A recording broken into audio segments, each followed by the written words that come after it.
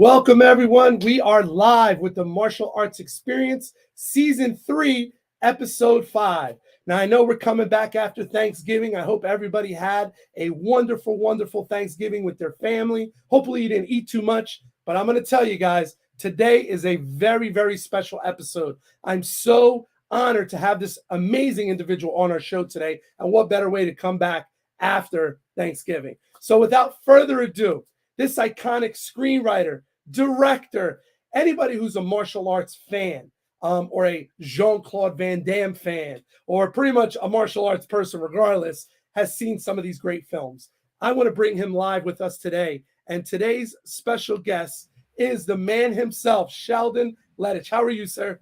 Hey, I'm doing great. Thank you, Jose. I'm glad you could join us. I know it was a little crazy. We changed times a little bit, but I really appreciate it today, sir. No matter what I had to do, I was going to be here for you, okay? Thank you, Sheldon. I really Here do. we are. Sheldon, let's jump right in. So I want to talk about how in the world, and I know you've been on a lot of shows, but I might have some viewers that don't know your background. So how did you get involved in the movie business? Well, it's I would suggest it's a long story. I would suggest people read my book. All right, it's called Sheldon Lettich, From Vietnam to Van Damme, and the title will make perfect sense when you read the book. But I had wanted to be a cinematographer. Oh, there we go. It's up there. Okay. From the time I was in high school, I wanted to do cinematography. I wanted to be a cameraman, and ended up going to the American Film Institute as a cinematography fellow. That's what I was. That was my key focus. And I kind of got bit by the writing and directing bug while I was at the American Film Institute, and started writing some scripts. I had spent a year in Vietnam with the Marines, so that one of the hallmarks of writing, one of the rules that they always try to drill into you is write what you know. Don't make up. Oh, look, you can be George Lucas. He wrote about Star Wars and R2-D2 and all of this. He didn't know any of that stuff. He made it all up. But right. I wrote what I know, and what I knew was the Marines, Vietnam, all of that kind of stuff. So I started writing some Vietnam-based stories. I worked on a play, a theatrical piece called Tracers.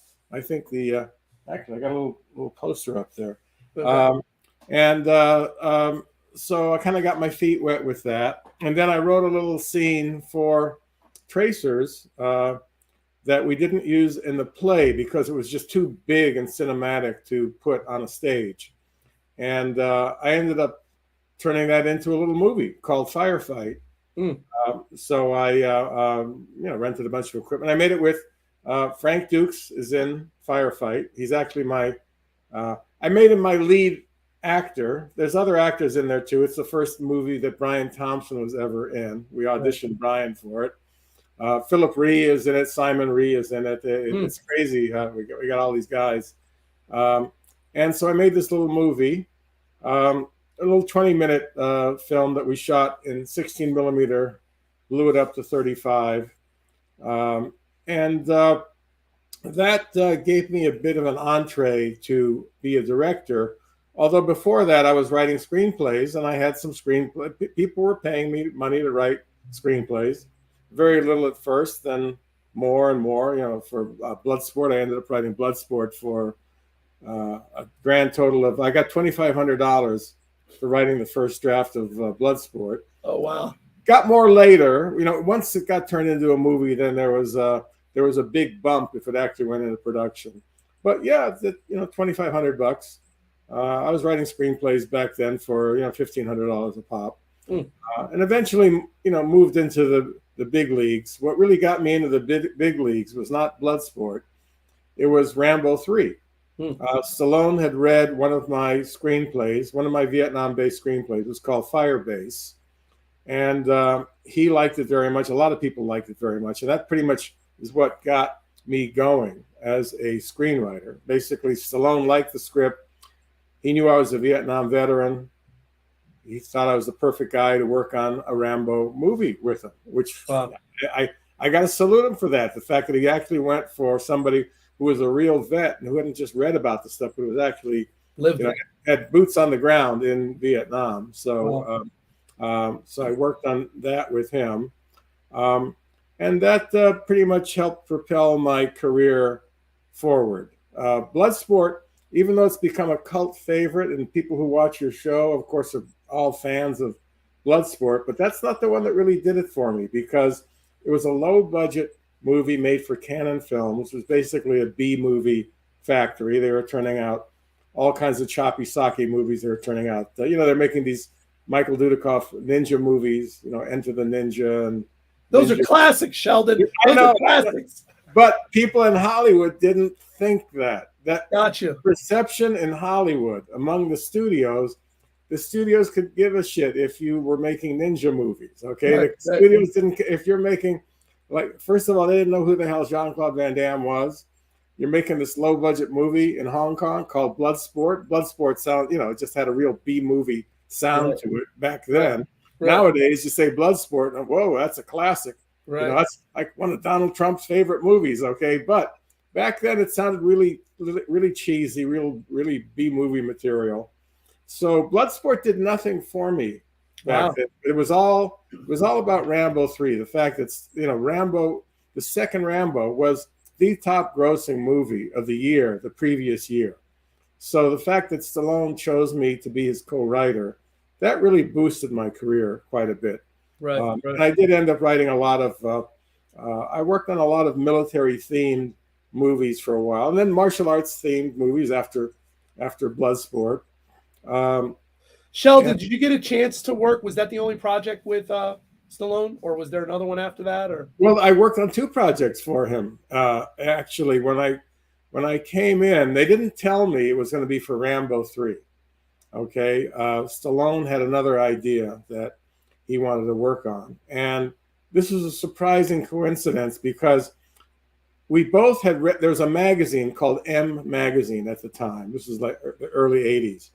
And there was a cover story on the French Foreign Legion, the present-day French Foreign Legion. A photo of a legionnaire on the cover. And so I read this magazine, and I thought, wow, this is a cool idea for a movie, French Foreign Legion. So I go in. My agent tells me, well, just, pitch something to him. He's probably want to talk to you about Rambo 3, but just, you have something else you can pitch? Okay, I got this Legionnaire project. And I had actually worked on this. I worked on this Legionnaire project for a few years. I almost got it set up at Paramount at one time. Wow. So I go in there, and I've got the magazine, and I show his development executive. She says, "Oh, what have you got for me today?" I hold up the magazine, and she says, "Oh, wait a minute. Just stay right where you are. I'll be right back." Goes in the back room, comes out. She's got the exact same magazine. Okay, Stallone had read the same article. He wanted to do a French Foreign Legion movie also. Wow. So I got hired to write the French Foreign Legion movie. Now, Stallone and I had different ideas about what a Foreign Legion movie should be. I wanted to take place in the classic French Foreign Legion period, okay? I wanted it to be in the 20s or the 30s or even before that, the Beau Geste era, where they wore the white cap with the neck cover, and there's a fort out in the middle of the Sahara Desert. That's what I wanted to write. Right. But he wanted it to be something contemporary. He wanted it to be present day. And in the present day, there is a French Foreign Legion, and they've been in, Iraq and Afghanistan and Africa, all over the place. So he wanted a present day version. And I was hired to write that, and I did write that. So it was really 2 projects that I wrote for him. I wrote a French Foreign Legion script, and then I worked on the Rambo 3 script. Now, the French Foreign Legion idea that I had, I ended up doing that with Van Damme. Legionnaire.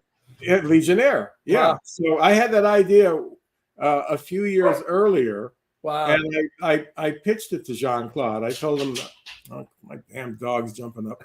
Okay. I got 2 German Shepherds here, and they're crazy. So I had... and actually, as I was working on the French Foreign Legion script with Stallone, I had already met Jean-Claude right around then. This is before he became any kind of a big star. This is before Bloodsport had been released. He'd already shot Bloodsport, but it was sat in the can for a long, long time because the first cut was pretty awful and had to be redone. Gotcha. I was consulting with Jean-Claude. I said, "Hey, I need some help with some French phrases. I need some expletives. Like, how do you say motherfucker? How do you say, I'm sorry if I'm not supposed to do that. But basically, Jean-Claude was helping me with the expletives. Wow. And some of the French language in this Foreign Legion script. So we're working on this, and I'm saying, a French Foreign Legion movie, that's a perfect movie for you. So I actually did 2 French Foreign Legion movies with Van Damme. Lionheart, he plays a French Foreign Legionnaire at the beginning. But all of that was seeded by working on this Legionnaire project for Stallone and this magazine article that I had read. Wow. So basically, I'm giving you some good history here. Yeah. So it was really 2 projects. Now, Stallone just has a reputation of not getting along really well with writers, and I got along really well with him. But no writer ends up doing a second or a third movie. The second Rambo, it was James Cameron worked on the script with him. All right, but he didn't have any kind of love affair with James Cameron either, and so didn't call him back to work on scripts. So nobody's really worked on multiple films with him, more than one project with Stallone before, and I worked on 2. All right, but that was pretty much it. Yeah, and it's crazy. Oh, hang on a second. Hey, Jim, can you just pull this door closed? Sure, no problem. Okay. Sheldon, it's crazy though how the genres and the careers change, right? And what Stallone first started out to now he's got Tulsa King out. You know what I mean? It's like this whole new right? This whole new genre and attitude and everything.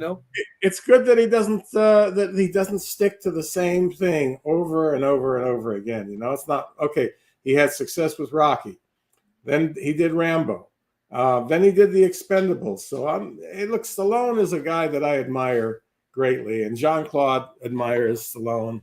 If Jean-Claude's got any kind of an idol in the movie business, it's Sylvester Stallone. Wow. And he was he was just totally honored to work with Sly on the Expendables. Wow, that's awesome. Well, yeah, because originally Van Damme was the Predator, so he with Arnold. So right, he was what?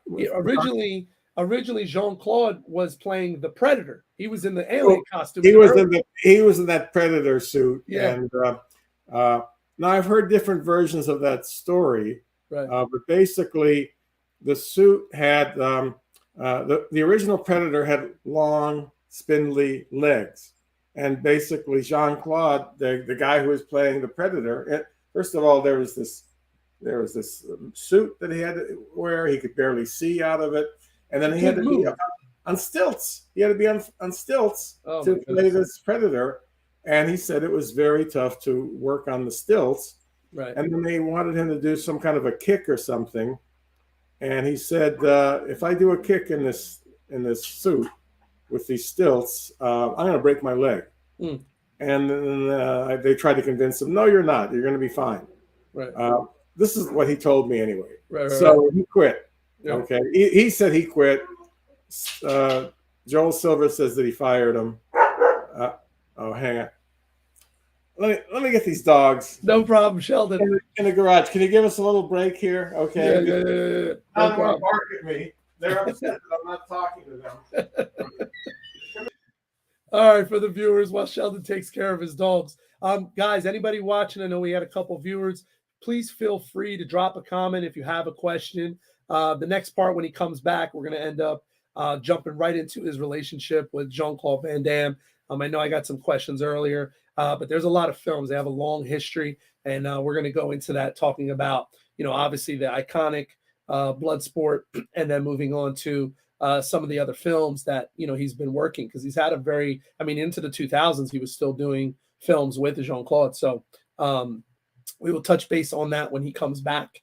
Again, anybody, if you have questions, you're more than welcome to log into the comment section. If you just want to say hello, you could do that as well. And Sheldon is back from his dog. There we go. Sheldon, I have 2 Alaskan Malamutes. I got 2 big guys, so I totally understand what you're going through. 2 German Shepherds here. Yeah. Big guys. Did you see my movie? Oh, yeah, go ahead. Oh, no. So let's just jump right in. You've done so many movies, with Jean-Claude Van Damme. A couple episodes, our last season, we had his good friend, they were close, obviously, at that time, was Muhammad Kisi, Michelle Kisi. Mm-hmm. He did a wonderful interview, told us the elevator story of how he sold, how they spoke to Golden Globe, the production company. Right. Yeah, Milan. And they were trying to, he told us that whole story. So let's talk about it. What made him stand out that you guys built this relationship and he was kind of a guy that you just wanted to work with, right? I mean, how many films total did you guys do? I've directed 4. Okay. The Van Damme was in. And I've worked on the scripts of at least half a dozen of them. Wow. Now, some of them I have credit on, some of them I don't. Okay. Jean-Claude and we both recut Cyborg. We did that together. That's all in the book. There's a whole chapter about it. Gotcha.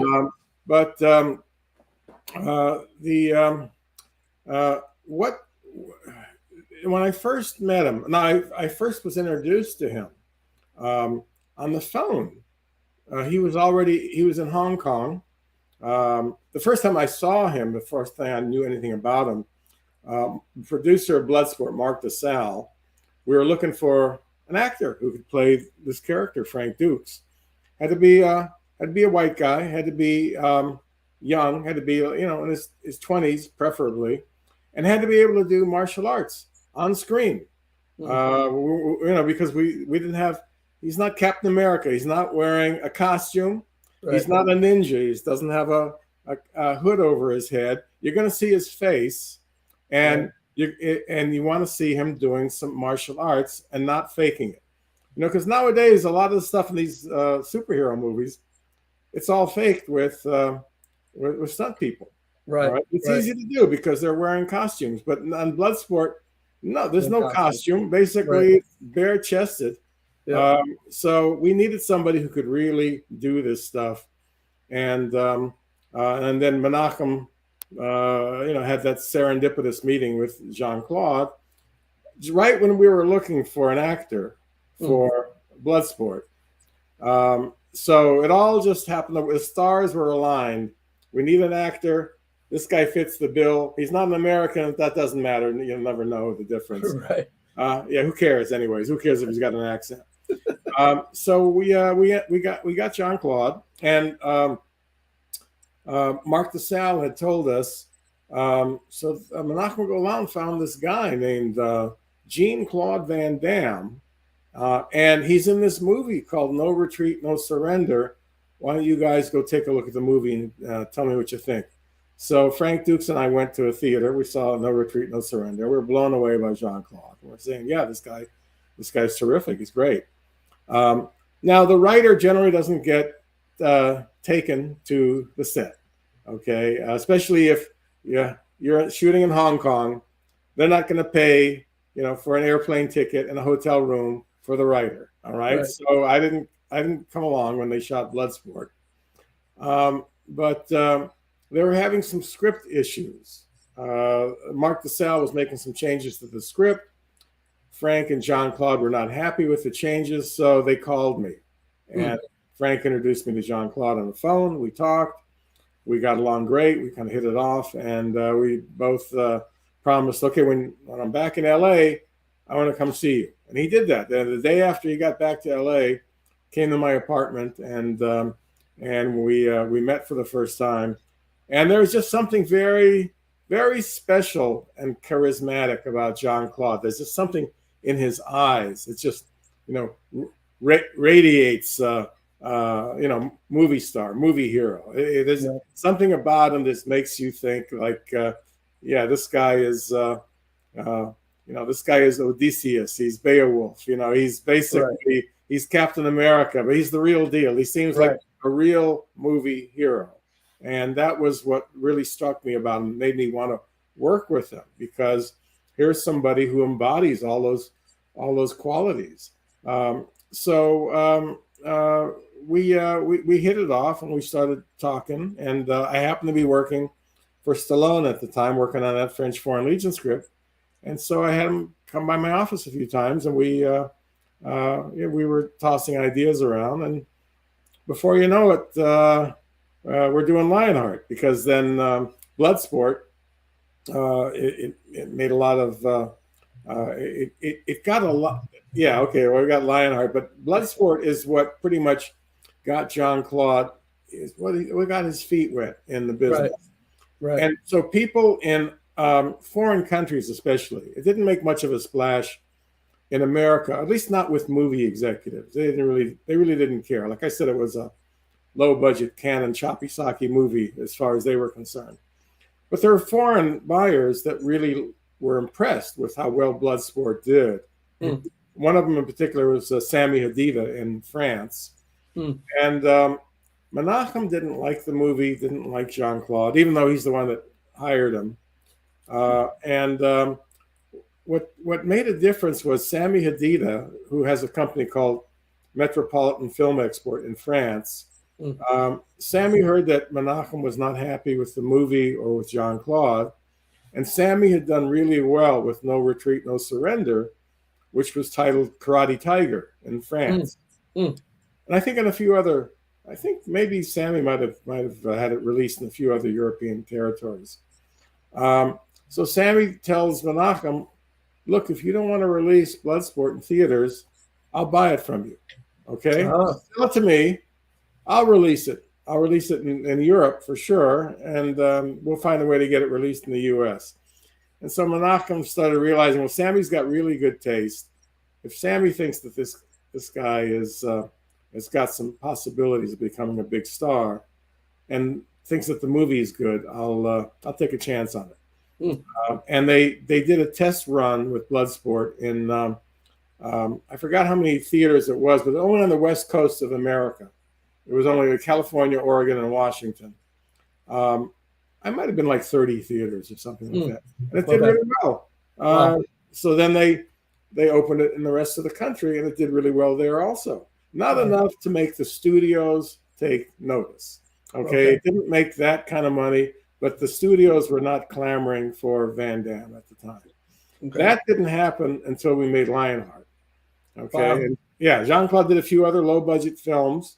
Right. For Canon. In the meanwhile, he did Cyborg, did Death Warrant, and I did Black Eagle for Sunil. That was the same company that made Lionheart. Right. But that's what really bumped him up to the big time, was Lionheart. Wow. So we got there was an executive that I knew via Sam Raimi named Jim Jacks at Universal. And Sam, I introduced Sam Raimi to Jean-Claude very early on, and Sam saw it right away. Sam basically realized, hey, this guy could be a big star. Right. And Sam Raimi ended up using Jean-Claude in a few films, Time Cop and Hard Target. Yeah, Sam was one of the producers on Hard Target. So we showed the movie to Jim Jacks. Jim tells his bosses at Universal, you guys should take a look at this movie. They looked at it, they liked it, and they liked Jean-Claude. And before you know it, we've got a U.S. deal. We're U.S. and Canada, Universal, one of the big studios, and that's what really bumped Jean-Claude's career way up there, and mine too, because that was the first movie I directed.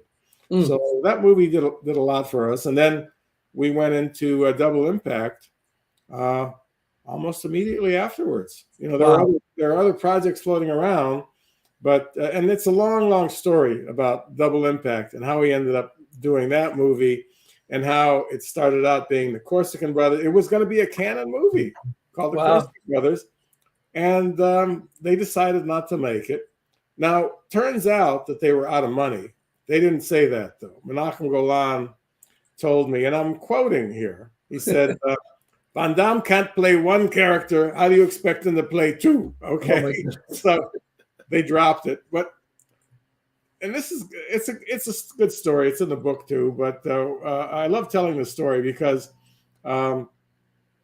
I had to sue Canon because they had me do a rewrite on Delta Force 2, and they didn't pay me.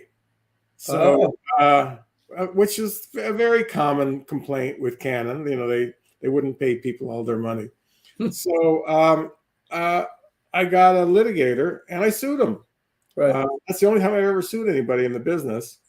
And they realized they were going to lose the suit. Right. So they made me an offer, which was, okay, that Corsican Brothers script that you wrote for us, we'll give you the rights to the script. The script, it's yours, and you drop the suit.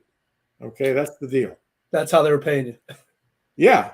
So they still didn't pay me, but they basically said, we'll give you the rights to your own screenplay. Okay, great. I called Jean-Claude, and in the meanwhile, Jean-Claude had made a deal with Moshe Diamant to do, I'm pretty sure it was a 2-picture deal, but anyways, Moshe had a company called Stone Group, and they're the ones that did Stone Cold with Brian Bosworth. So Moshe had a deal with Jean-Claude, and they had a script called Night of the Leopard, I believe. Yeah, Night of the Leopard. That's in your book. Yeah. I said that's in your book. You speak about that. It is. Yeah. You see, you read the book, so you know all this stuff already. Yeah.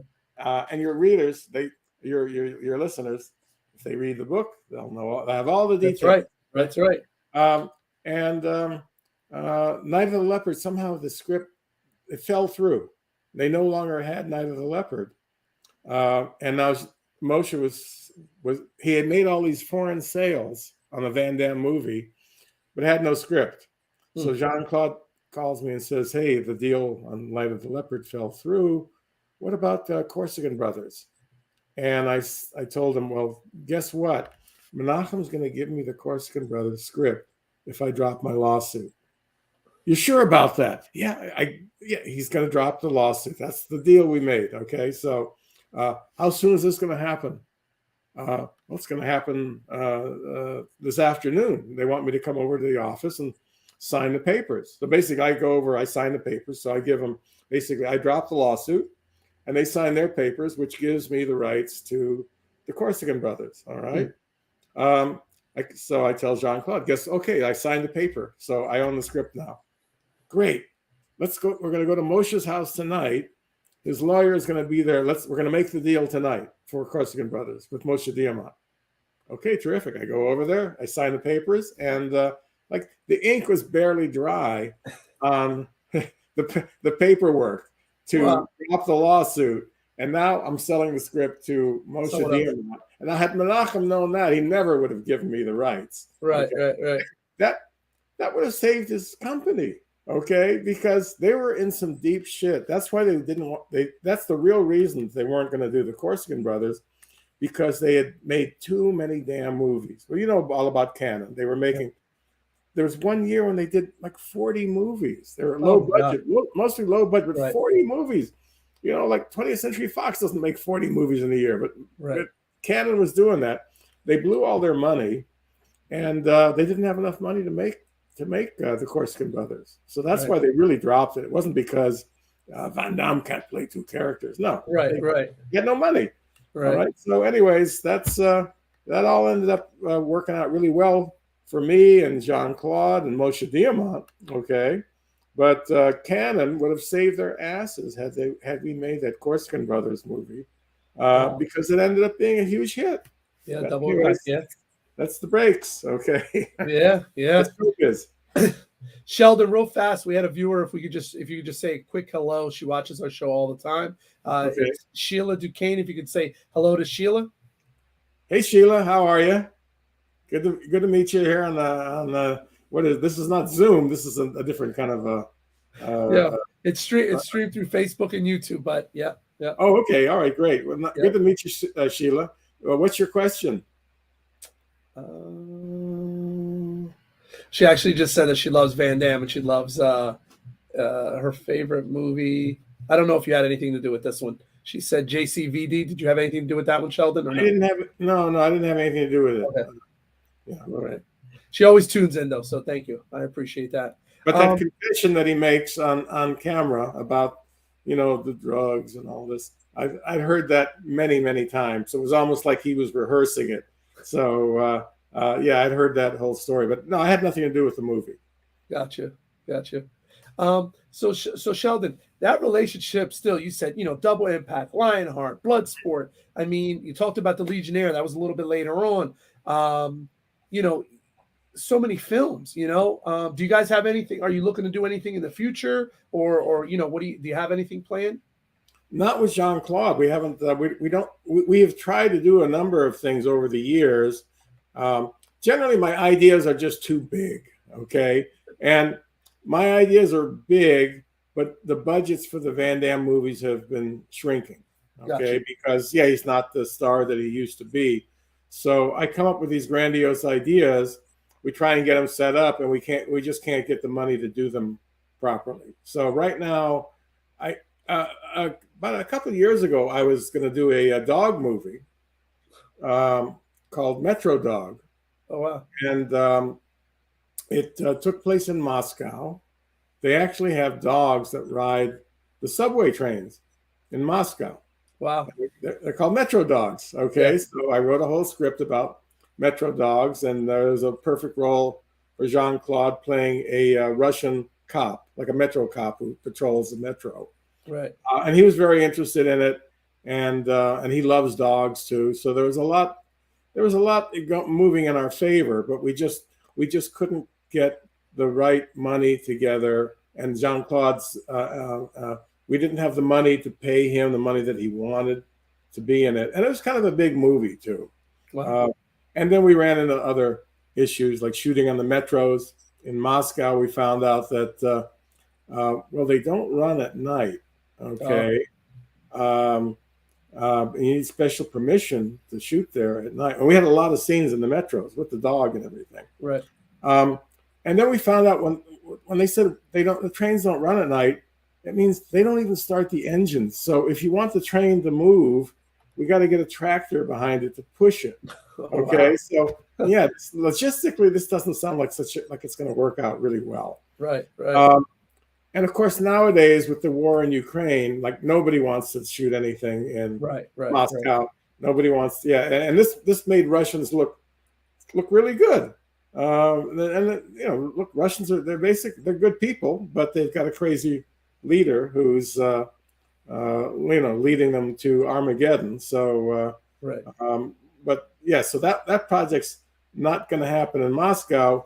We have rewritten it now so that it takes place in Prague, and Prague's also got a vast metro system, not like the one in Moscow. The one in Moscow is quite spectacular, but there's no plans to shoot that movie right now. But the script's still there. Right. Now I want to go before we move into the next phase of the conversations for one of the other movies. Is you had mentioned his name earlier. I was going to stay away from it, but I said I will ask a couple questions. So no, I know, yeah. Voldemort. Okay.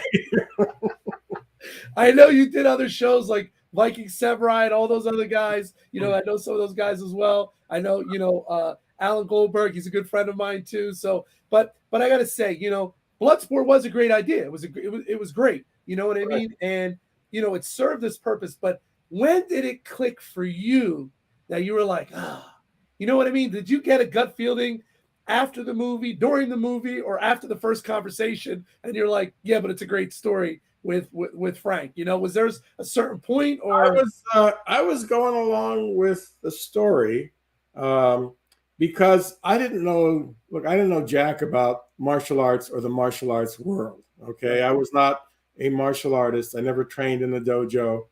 I was in the Marine Corps for almost 4 years. Now that I did, we learned a little bit of hand-to-hand stuff in the Marine Corps, but it's not much. It's really, it's basically a day worth of training here, a day worth of training there, and that's it. So I was no martial artist, and I didn't read martial arts magazine. I had not even seen Enter the Dragon. Okay, so I was that much out of that world. I didn't understand that world.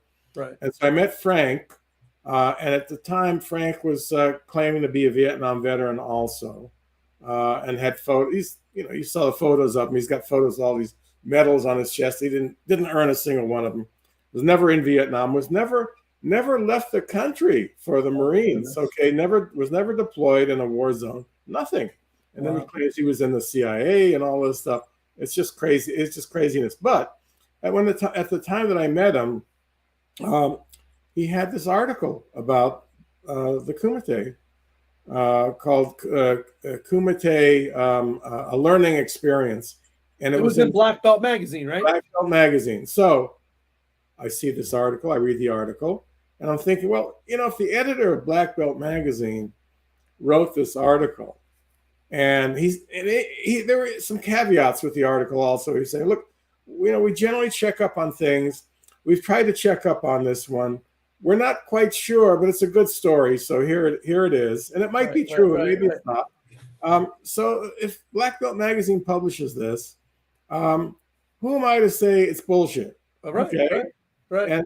And I could certainly, there's no reason for me to believe that that this is not true, because I don't know this world. Okay, you can tell me stuff about the military, about Vietnam and Marines and all that, and I'll know if I'll be able to separate the bullshit from the stuff that's real. Right. But when it comes to martial arts, well, maybe there are some underground tournaments like this. I don't know. It sounds plausible. Right. And here's Frank. Here's a photo with this big trophy. Turns out he had it made at a trophy shop near his house. But here's this big trophy that he won. Oh crap! Hang on, just a second here. I'm not gonna take this. Okay. All right, gonna hang up on that. That might be Frank calling you. That might be Frank. It's all true. It really happened. Okay. So I was going along with the story, but then I started getting hints that maybe it's bullshit. I'll tell you one of the first people who said it's all bullshit was Jean-Claude, and Jean-Claude knows martial arts. He knows martial artists. He's familiar with this world, and he said, "Hey, Sheldon, come on, it's all bullshit." And then there was an article in the LA Times, a reporter from the LA Times. This is right after the movie opened. A reporter from the LA Times said he checked it out. He said, "This is all bullshit. This is not true." And more and more people started weighing in. And the one thing that I wasn't getting was people saying, "Oh yeah, I was at the Kumite. In fact, I'm Chong Li. I'm the guy that's in the movie. I'm this guy. I'm that guy." No, nobody was coming out of the woodwork and saying, "Yeah, it's all true. I was there. I saw Frank win." Now, Frank did get a few people to say that eventually, but basically they were lying for him. Like he had a friend named Richard Bender, who actually Richard Bender, interesting character. This guy was a martial artist, and he was telling me, "Oh yeah, I was there at the Kumite. I saw the whole thing. I saw Frank defeat everybody." And then when he had a falling out with Frank, confessed to me that no, none of it's true. There was no Kumite. I was not there. Frank told me to say all this stuff. I'm sorry about that, but basically, I was just feeding you a line of bullshit. And there's other people. Frank's, he's just a good con man. He's good at convincing people that they need to help him, that they need to lie for him. And this has happened a number of times, but there's nobody who's genuinely been to the Kumite. There's nobody who's genuine. Nobody's ever seen him fight. Nobody's ever seen him in a competition, in a tournament. There are no records of it. Now there's some video that he posted. He said, "Oh yeah, this was the real Kumite. This is me." It's not him. It's some other guy. And I knew he had like it's on YouTube, right? He had like a kung fu uniform or something, right? Right. Yeah, and there's like advertisements in the background for like Fujifilm and stuff like that. Like, this is the underground Kumite, and Fujifilm is advertising there. It looked like it was in a high school gymnasium. And the guy was not Frank Dukes.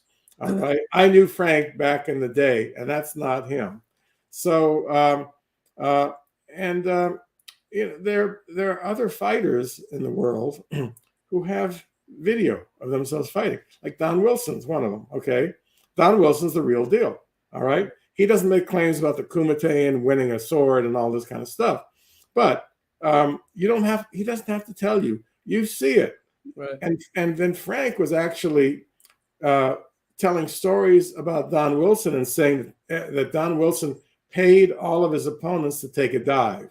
Well, that's really insulting. That's really insulting to somebody like Don Wilson. And I've met with Don subsequently. And Don told me, I wish I had enough money to pay all these guys to take a dive for me. Okay, it would have cost a lot of money to get them all to basically let me win the match. But yeah, Don's really doing this stuff. You see it. You see people getting kicked in the face, getting knocked out. It's all real. You don't see any footage like that of Frank. Right. So just eventually there was just a preponderance of evidence saying that this guy's full of shit. Sheldon, what other films did you do? Anything else, or Bloodsport was the only thing with him that you ended up doing? No, we did this little movie called Firefight. This little 20-minute, the military movie. That's right. Yeah, the little military movie that has Brian Thompson and Philip Rhee and Simon Rhee. So we did that together. But that was before Bloodsport. That was all before Bloodsport. Gotcha. And so I was hanging out with Frank a lot, and he's telling me all these stories. And it was a good, right? I mean, amazing for a script. There's no doubt about it. It's a great story. I was able to extract the stuff that would work in a movie and turn it into something it's not that easy to write a screenplay or to come up with a story. Basically, you need a beginning, middle, and an end. There has to be a structure to it. And I came up with a unique structure for Bloodsport. It was actually kind of a unique movie at the time. There have been many imitations since then, but my structure is basically the movie's all about the tournament. It starts when fighters are leaving for the tournament. They're talking about the tournament. Hey, you can get killed in this thing if you're not careful. Then we've got the tournament. Then we set up some of the fighters. We set up the adversary, the final fight adversary, who's Chong Li. And we make him a villain by having him kill somebody in the ring. So all of this basically that's putting a story together. That's the beginning, the middle, the ending. There was no other movie quite like that. There's no other movie beforehand that was structured like Bloodsport, where it's just all about the fight. Where there's not, there's movies about boxers, okay, but there's a whole, like with Rocky, it's about a boxer, but there's a whole story that you meet Rocky and his girlfriend, and he's got a dog, and he's got pet turtles and all this stuff. So all of this stuff's happening, and then you finally, towards the end of the movie, you finally get to the big fight, okay? But Bloodsport's not structured like that. That's all the other boxing movies, fighting movies beforehand were structured that way. There'd be a whole story where you're following this guy's life, and then finally he gets in the ring, and he has a fight here, he has a fight there, but it's not like one big tournament where everything takes place. And Bloodsport, it's one tournament, it's in the same building, and that's the whole movie. Now, I had other producers looked at the script. I'm pretty sure Dino De Laurentiis was one of them, as I recall Dino saying, "This script is no good. It's fight, fight, fight, and then more fight, fight, fight, and then more fight, fight, fight." Yeah, Dino, yeah, that's it. That's you got it. That's the movie, okay? That's what audiences want to see. And he didn't get it, but audiences got it. And fortunately, Menachem Golan got it too, and basically realized that that's basically what the audience they want to see the fights. They want some good fights, and they want a guy who can really do the fights. Like those ninja movies that Cannon was doing. Michael Dudikoff was not doing those stunts. That was really, he would do a few little things, but it was mostly Sho Kosugi, and there was Steve Lambert, I believe, was also in the ninja outfit. He's a great guy. Steve is a good guy too. We had him on the show. He's a good man. Oh, I love Steve Lambert. Actually, Steve's got a good Frank Dukes story, because he was invited to a lunch with a bunch of other martial artists. Michelle wasn't there, but Kamel Krifa was there. Frank didn't know who Steve was. Steve knew who Frank was, but Frank didn't realize that, oh, this is Steve Lambert, and he worked on the quest.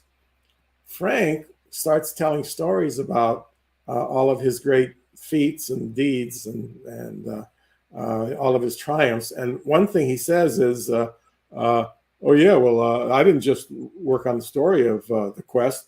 I was the fight choreographer too." And Steve, basically, his jaw dropped because he was the fight choreographer on the quest. Wow. And eventually, can't hold it in anymore, and says, "No, Frank, I was the fight choreographer on the quest. I was there. I never saw you on the set." And Frank ended up making a hasty exit from the restaurant after that. Now, Steve will tell you about this. I don't know if you talked about it, but that was a pretty embarrassing episode. And then Frank has subsequently said, "Oh, I never said that to Steve. Steve's putting words in my mouth." I know Frank well enough to know that Steve's not putting words in his mouth, okay? Frank will say things like that. Now, had he known Steve Lambert actually worked on the quest, yeah, he wouldn't have said anything, but he didn't know, and he's just mouthing off and saying, "Yeah, I co-wrote the story and I did the fight choreography."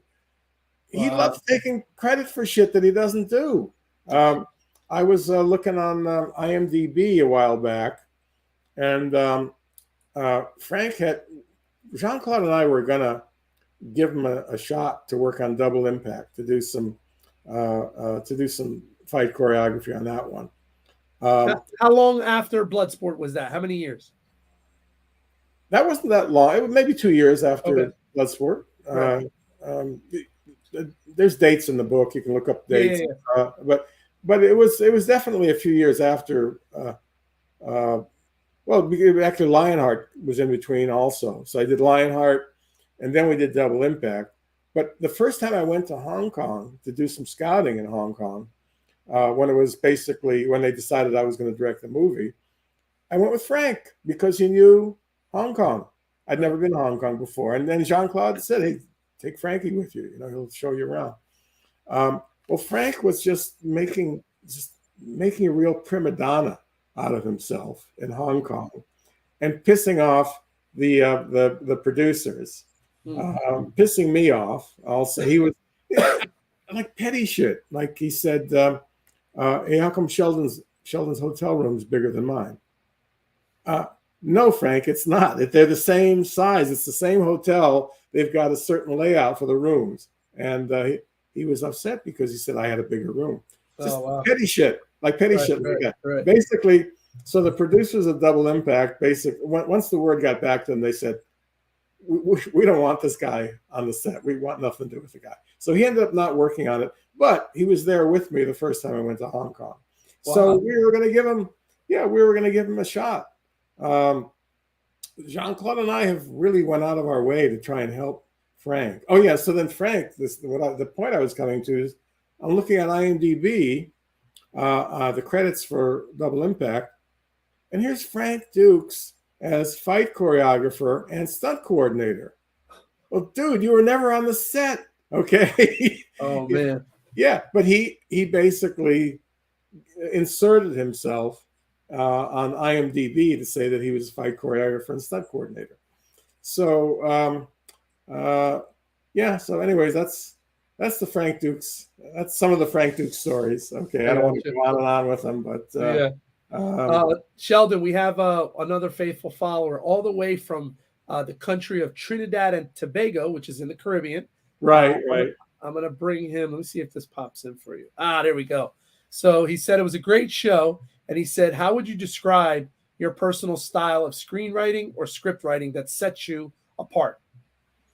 Well, let's see, this is Ronald, right? Okay. Yeah, Ronald. He's a good guy. He's a wushu practitioner, Korean Tong Sudo practitioner, and he's in Trinidad and Tobago. Beautiful island if you can ever go there. Beautiful okay. I'm really good at writing action scenes. That's my real forte, is knowing how to put these scenes together and writing the action so that it's understandable. What I'm not great with is dialogue. So I generally like to work with somebody who's good with dialogue. And on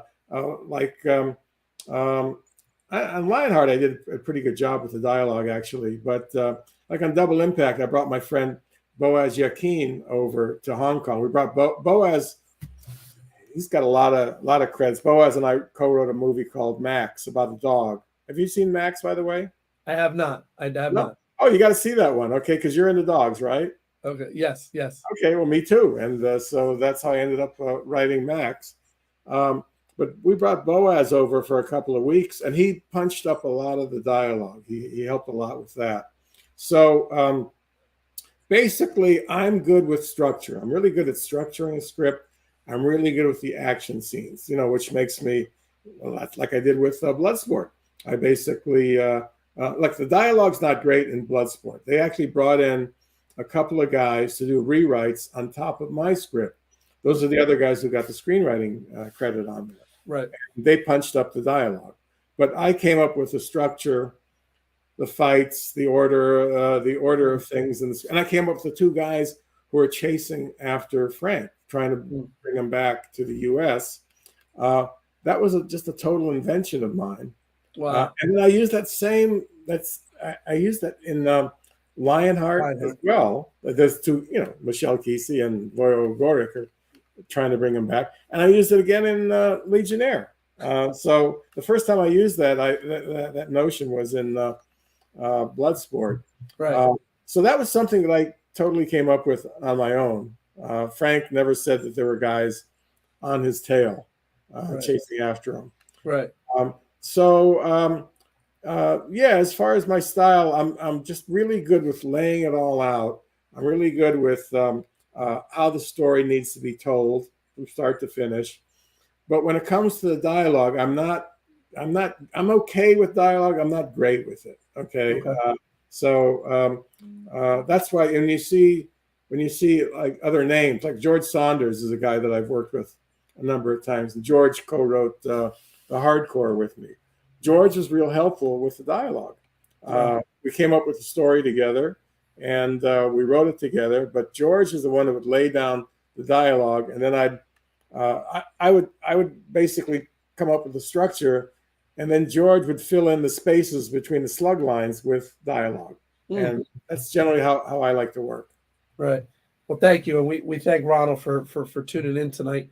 So I'm going to use the jump off of Lionheart with all the different fighters to kind of lead into this other movie, which I have to be honest with you, I did not know you were involved with this film, which is another one of my personal favorites. But you had a pretty awesome scene in Lionheart with one of the capoeira masters, Paco Prieto. Tell us how that came around, and how did that lead to the iconic "Only the Strong"? How did that come about? Sammy Hadida, I mentioned Sammy before. He was the French distributor who loved Jean-Claude and Karate Tiger, and who convinced Menachem to open the movie theatrically. So then Sammy also bought Double Impact, and while I was working on post-production for Double Impact, actually Sammy and Jean-Claude and I went to a martial arts exhibition in Paris called Budo Fest, okay? And they had a capoeira demonstration. It had a whole capoeira troupe, and they did capoeira. And Sammy was blown away by capoeira, and he tells me he wants to do a martial arts movie that's centered around capoeira. There's never been one. There's never been like an action movie with capoeira. Right. And would I like to be involved with this? Would I like to write it and direct it? And I said, yeah, sure. Let me do a little research. Let me hook up with this friend of mine, Luis Esteban. Now, Luis is a martial artist from your part of the country. He's originally from New York City. Oh, wow. Okay. And actually, Viking Samurai did a really good interview with him, and Luis talks about all this stuff. But Luis is the real deal when it comes to martial artists. And actually, Luis is a good friend of Taimak. Oh, okay. Yeah. So Luis knows he knows all these East Coast guys. In fact, Luis and Michael Jai White go way back to New York. Michael J. White used to be a school teacher in New York. That's right. Yeah. And Luis knew him back then. So Luis actually introduced me to Michael. So anyways, Luis had told me some stories about his time as a martial arts instructor in New York. And one time he got hired to take like 12 of the worst kids from some high school and teach them martial arts. And hopefully that would give them some discipline and you know, get their minds focused on something else besides beating up people committing crimes, you know. So basically Luis took like the 12 worst kids in this high school and taught them martial arts, and kind of made a difference in their lives, actually.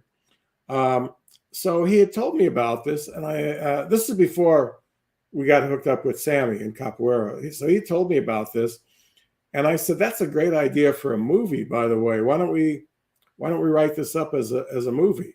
So we never did write a script. We had the idea, and then when Sammy said he wants to do a Capoeira movie, I went to Luis and I said, "Hey, how about if we take your story, and instead of karate, we use Capoeira instead?" Wow.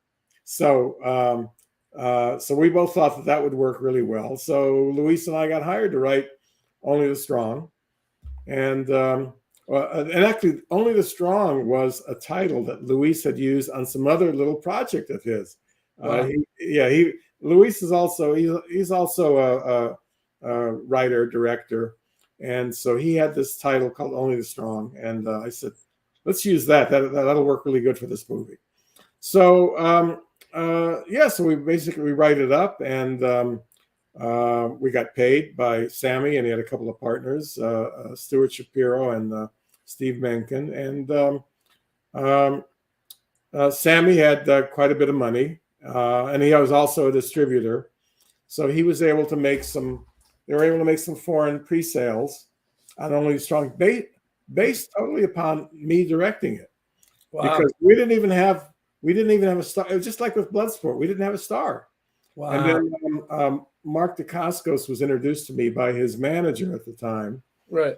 And I started thinking of this guy could be really, really good in this movie. Plus, he was taking capoeira lessons in Santa Monica from this real capoeira maestre, this guy named Amen Santo, right? Amen Santos, yeah. Yep. It was the real deal. It was actually from Brazil. Right.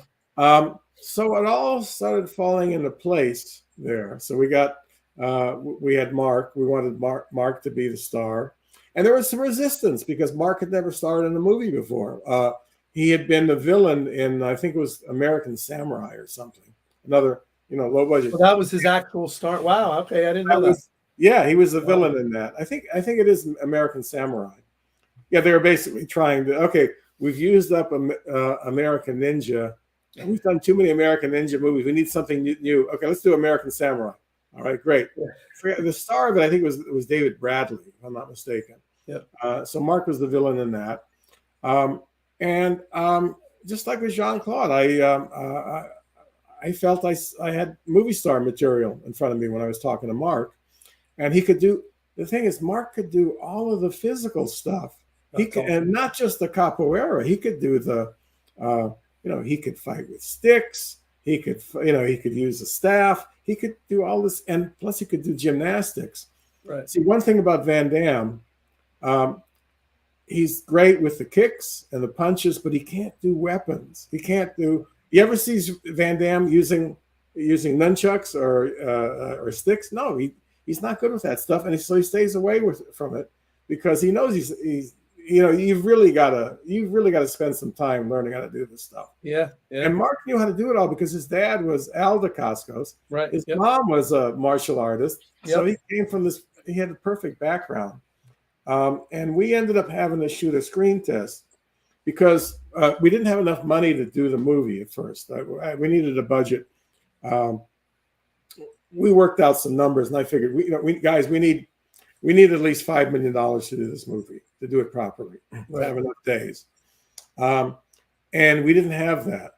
I actually had a meeting of all people with Harvey Weinstein about Dimension.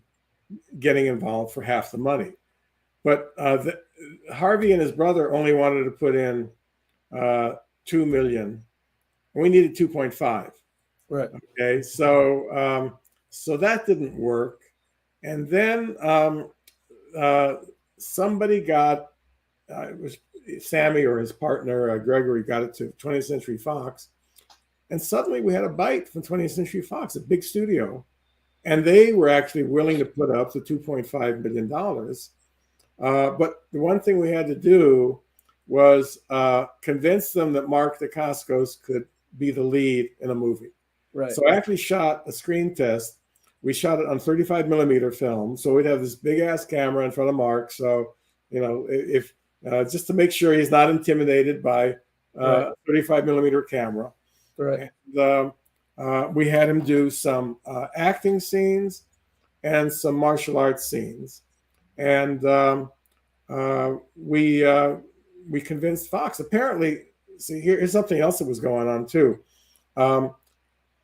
They were building up Brandon Lee to be their martial arts guy, 20th Century Fox. They had done a couple of movies with Brandon Lee, and then Brandon Lee unexpectedly dies. Yep. So now, like, oh crap, we don't have Brandon Lee anymore. Right. So they see Mark, and they start thinking, you know what, this guy's got a lot of Brandon Lee qualities about him. Right. Right. He could basically step into Brandon Lee's shoes. So that was one thing that started selling him on a Mark. But then the screen test did also. And apparently, when they showed the screen test at 20th Century Fox in the screening room, apparently Rupert Murdoch's walking by and he's saying, so what are you guys watching on the screen there? Or we're looking at some screen tests of this guy, Mark Dacascos. Oh, okay, let me take a look. Rupert Murdoch liked what he saw, and he basically said, okay, sign this guy, I like him. Wow. So yeah, that's how we got Mark, his first starring role in a studio movie. And Mark was great. He's terrific in the movie. So and then did you bring Paco? Paco was the villain. You knew that from, like, when did you cast him for the villain? Oh, I had Paco in mind for the villain from the very beginning. Okay, because basically, I'd met Paco on Lionheart. And he was doing some capoeira moves in that swimming pool fight. Yeah. And I asked him, you know any capoeira? And he said, yeah, I do. He wasn't no capoeira master, but he knew some moves. Right. And those moves looked really good. And Paco he's a real badass dude. Okay. Like Mark's had all the martial arts training and all that.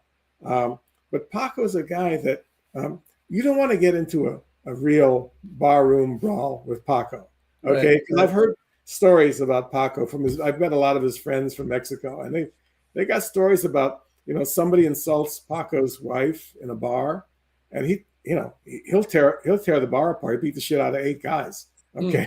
So he's a badass, all right? Yeah. So and you can see it, it comes across on screen. If somebody's a real badass, you can the audience feels that. Anyways, Paco's the real deal, and he studied martial arts also. He knew martial arts, and he did really good with the fight scenes in Lionheart. The one fight scene he did, that's a very memorable fight scene.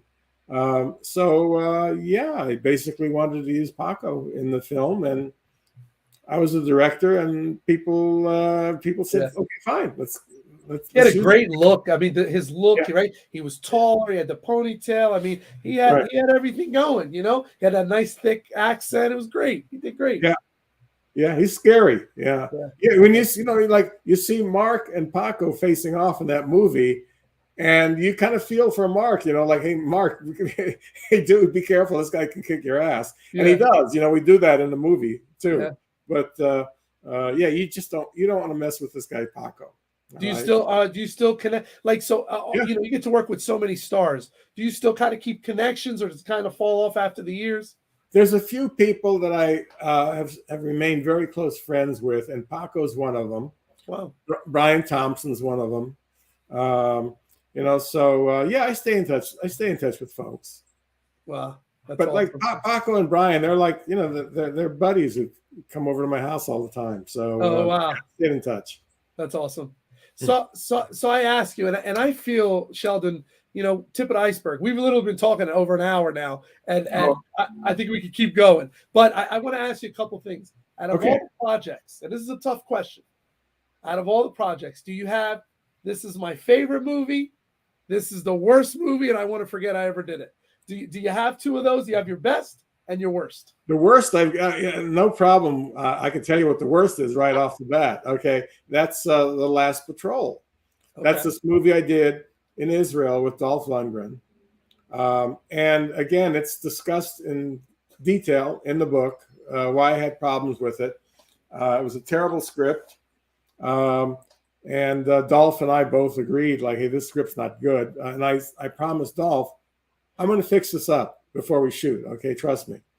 But then the producers, we had two producers that were also the writers of the script, and they thought, this is their precious baby here. You can't touch my script. In fact, if you touch a word of the script, we're going to fire you and send you back home. Oh, wow. So I had to shoot their script. I did my best with it, but it's not. It just doesn't make sense in so many ways. And then we had no money. Okay, we had a producer who was a friend of mine, but he promised us, "Oh, you're going to have everything you need." This is an Israeli guy named Jacob Kotsky, and he couldn't produce hardly anything that he promised us. So basically, we were handicapped financially and handicapped with the script, and I just did my best with it. Dolph was great to work with. There's some really good scenes in it. There's some good action scenes. The guy that we used as Dolph's stunt double, I don't know have you seen the film by any chance? I have not. Oh, all right. Now I have to see it because you said it's your worst one, so I'll see it then. Yeah, but there's good things in it. There's a great scene. We have a chase in the desert. There's and the Dolph stunt double is on a horse, and he's chasing after a Humvee, I believe it was. And the guy who's riding the horse, who's Dolph's stunt double, was a guy named Wade Eastwood. Oh, wow. Wade has ended up being the second unit the stunt coordinator and second unit director on all of the Tom Cruise Mission Impossible movies. Okay. Oh, wow. Yeah. So he was a really, really awesome guy. So we had, we had good people working on the movie. We had Dolph. We had some good Israeli actors. Yeah, there was another thing. I couldn't I couldn't do the casting. These producers insisted on doing the casting. Right. There's a lot of interesting things about it. The woman who's like the female co-lead, just an interesting little anecdote. She ended up marrying Michael Crichton, okay, the guy who wrote the Jurassic Park books, right? Oh, my goodness. I'm not sure she married him, but she got pregnant by him. She was like the baby mama and had the baby. Okay. And then Michael Crichton died, okay? Wow. So she inherited all this. She's this very wealthy widow now, okay? But that's the girl who plays the co-lead in the movie. Wow. Mm-hmm. So now, what's the best one? Your favorite? My favorite one. Well, or give me a top two. Top two. Top two would be Lionheart and Double Impact. Wow. Okay. Yeah. Come on, you can't beat those two. No. All right. And which one do I like better? There's no way I can say which one I like better. I love. They're both very different. With Lionheart, we broke the rules for these kinds of action movies where the guys that kill his brother, he doesn't go after him. We never see them again. Okay, they kill his brother in the beginning of the movie. Every other martial arts movie, they would go after him. Yep. Yeah, he's gonna hunt them down and kill every last one of them. Nope, didn't do it. And then on Double Impact, we flipped that story completely. We decided we're gonna do a badass revenge movie. It's all about revenge. Okay, they killed our parents. We're going after every one of these MFs, and we're going to kill everyone, and we do. Okay, right. And we had like two major villains. We had one for Chad to kill, one for Alex to kill, right. And along the way you've got Bolo Young, reappears in Van Damme's universe for another big fight. Right. That's really one of the best fight scenes we did was the one with Bolo. Wow. Yeah. So there's a lot of cool things about both movies. They're both very, very different. There's not a single gunshot fired in Lionheart. In fact, I don't think we see a single gun in Lionheart. Right. And Double Impact, it's just guns, guns, guns. Okay, guns, cars, boats.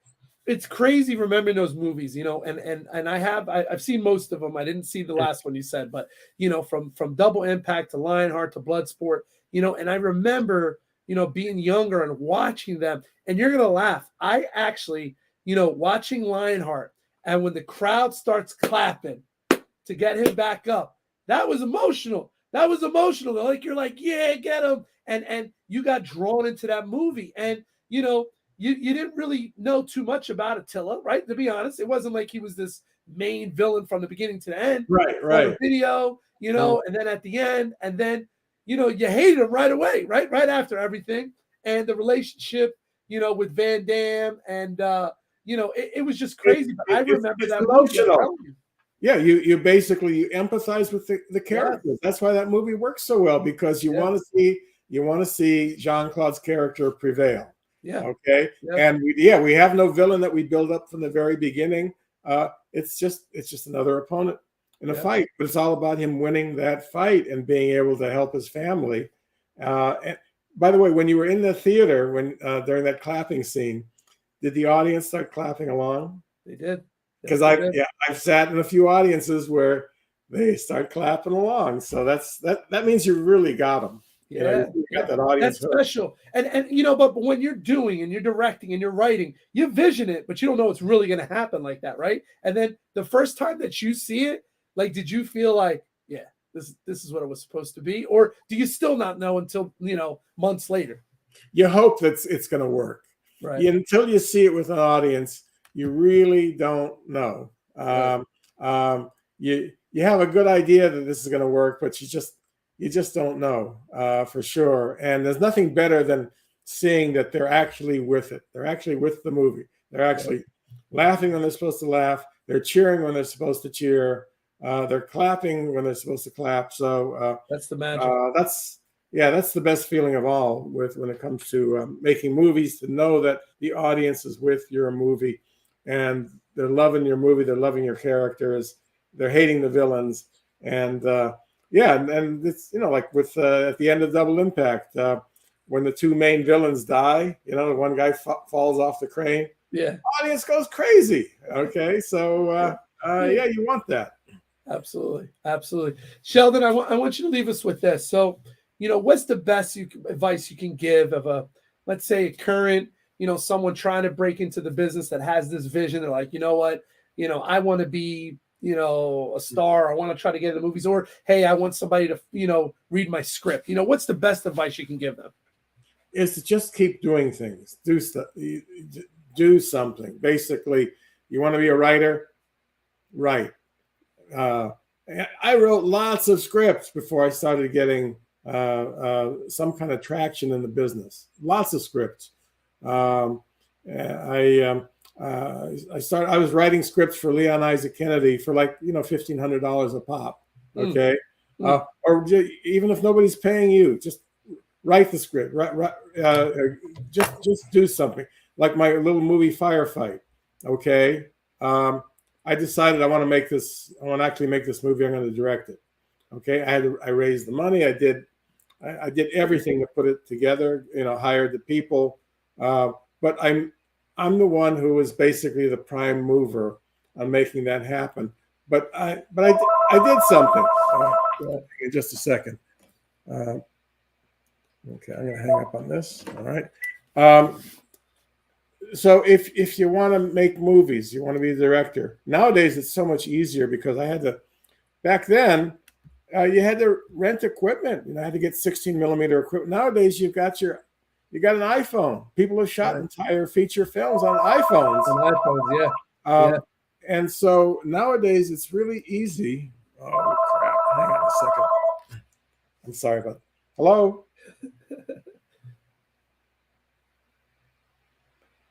Harrison Page is on the phone. Oh wow! Tell Harrison. I'm doing an interview right now, and we're talking about Lionheart, and so I got Harrison Page, Joshua. I'm calling.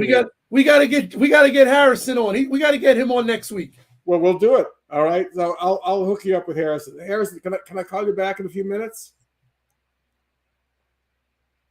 Oh, and I forgot to mention, Harrison's another one I've stayed in touch with over the years. That's awesome. Yeah, he was just here for Thanksgiving at my house. Oh wow! He's just calling to thank me. I'll call you back in a few. Okay. All right. Bye. Listen, for the martial arts experience viewers, it doesn't get no more real, right, and raw, where we're getting Sheldon taking calls, these other actors, this is the way that it is. This is the way it works. It's like a synergy. It's a synergy. It's pretty crazy that Harrison called. And at first, I didn't recognize the number, so that's why I hung up. And then he called back again, and hey, what the hell? Answer the phone, man. So, that's awesome. And the character from Lionheart too. Yeah, like, absolutely. Hey, what's your damn problem? Answer the damn phone. Okay. Yeah. Oh my God, that's crazy. Well, Sheldon, I want to say thank you so much for your time tonight. I really appreciate it. I know you have a busy schedule. Just for everybody, again, we spoke about his book. What's the best way that they can get the book, Sheldon? Right on Amazon? Amazon.com is the easiest, quickest way to get the book. It's also available on barnesandnoble.com. And they have a Kindle version from Amazon, and they have a Nook version from Barnes and Noble. So you don't have to get the physical book, but it's cool to have the actual book in your hands. I have my copy. There you go. There you go. I recommend to everybody, get it. He touches base on some of the things we talked about today, but I mean, he goes in depth on a lot of other things. I really think, again, if you're a fan or just interested, it's definitely a great book. So Amazon.com. You also said that it's on Kindle, and there was a Barnes and Nobles, right? No, yeah, Barnes and Noble. They have something similar to Kindle called Nook. So either way, there is no. People have asked me if there's a audio book available, and not yet. Because like some of the folks out there have gotten used to me telling all these stories, so they want to hear me reading the book. I don't know if I want to do that, if I want to get somebody else to do it, but gotcha. Only available in English so far, and let's see how popular the book is and see where it goes. Okay. Awesome. Well, again, to all my viewers, I want to thank you for tuning in tonight. Mr. Sheldon, thank you so much for your time. Thanks for all the information. We're going to have to set up another day, because I'm telling you, we could have went 3 hours tonight easy. I'm telling you. Oh, easily. Oh, absolutely. I got plenty of material, plenty of stories to tell. And awesome. And I need to hook you up with a few other, like my buddy Luis Esteban, who I was telling you about, yeah. Like he's from your part of the world, from New York. And that would be great. Yeah, that would be, it's been great, because like I told you, I had Steve on the show, Steve Lambert. He was great. Oh my God. He's terrific. And he was obviously tied to your productions. Muhammad was great. I've had Muhammad on twice. I brought him to an event. We actually going to be working on a project together, which is awesome. I'm trying to think, there was someone else. Oh, he hooked me up. We're going to have Kamel Creepy. He's going to be on in a couple weeks. So it's just weird, because like it's a universe and everybody's kind of tied together, Right. Yeah. So, you'll like Luis quite a bit, and he's a awesome. real martial artist, and he's, like I said, he's from the New York City area. Okay. And now you mentioned Alan Goldberg, and I might be coming out to his event in January too. Oh, so we'll have to connect then. Yeah. Maybe I'll meet you face to face. Okay. That'd be great. So I've been working out, and I helped Alan relaunch his magazine. We did 3 issues, and I used to run the karate tournament that was with it. I ran it for about 8-9 years, and then this year I have some other stuff, so I didn't get. I'm not doing the tournament again. I know he has someone else doing an event on Sunday, but yeah, if you come out, we'll definitely have to connect, Sheldon. Absolutely. So, can you remind Alan, if you talk to him, like get me hooked up for the flight and the hotel room, okay? And I'll be there. Gotcha. Right? He said he was going to do it, but gotcha. He was just waiting for a few more investors or something. But gotcha. He's always going to move, and if Alan promises, he absolutely comes through. Right. Yeah. Absolutely. Sheldon, thank you so much to all of our viewers. Have a blessed night, Sheldon. We wish you the best. I don't think this is the last time we're going to talk, though, Sheldon. I think we're going to stay connected. So I got hours more material. Okay. I appreciate it. Guys, have a blessed night. Mr. Sheldon Lettich, thank you so much. Everybody have a great night. Take care.